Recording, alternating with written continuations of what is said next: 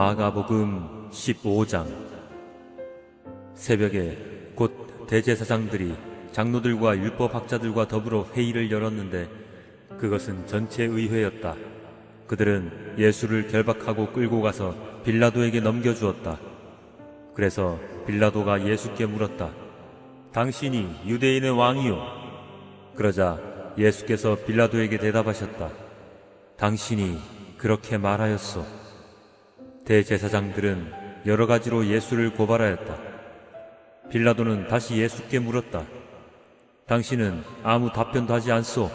사람들이 얼마나 여러 가지로 당신을 고발하는지 보시오. 그러나 예수께서는 더 이상 아무 대답도 하지 않으셨다. 그래서 빌라도는 이상하게 여겼다.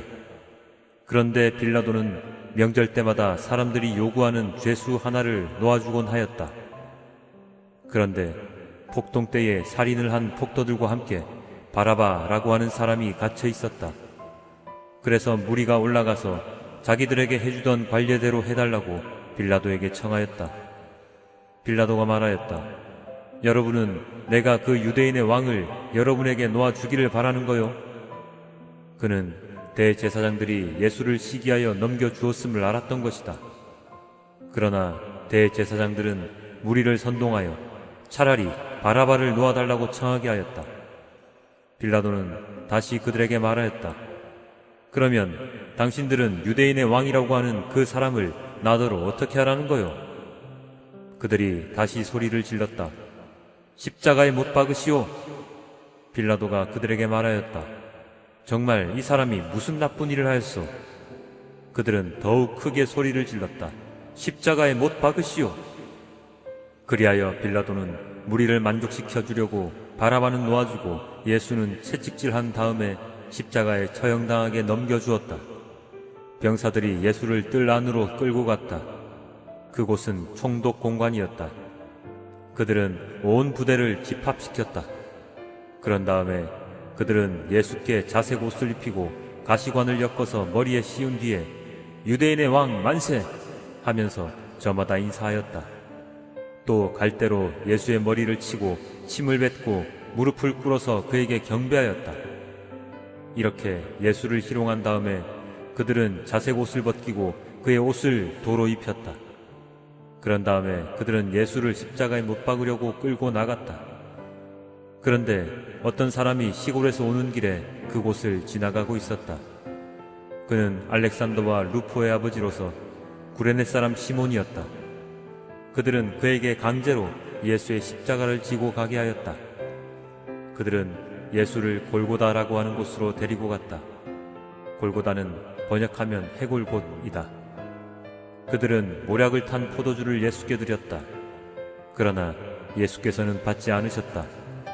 그들은 예수를 십자가에 못 박고 예수의 옷을 나누어 가졌는데 제비를 뽑아서 누가 무엇을 차지할지를 결정하였다. 예수를 십자가에 못 박은 때는 아침 9시였다. 그의 죄패에는 유대인의 왕이라고 적혀 있었다.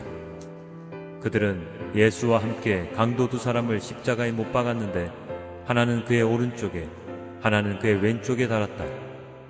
지나가는 사람들이 머리를 흔들면서 예수를 모욕하며 말하였다. 아하, 성전을 허물고 사흘 만에 짓겠다던 사람아, 자기나 구원하여 십자가에서 내려오려무나.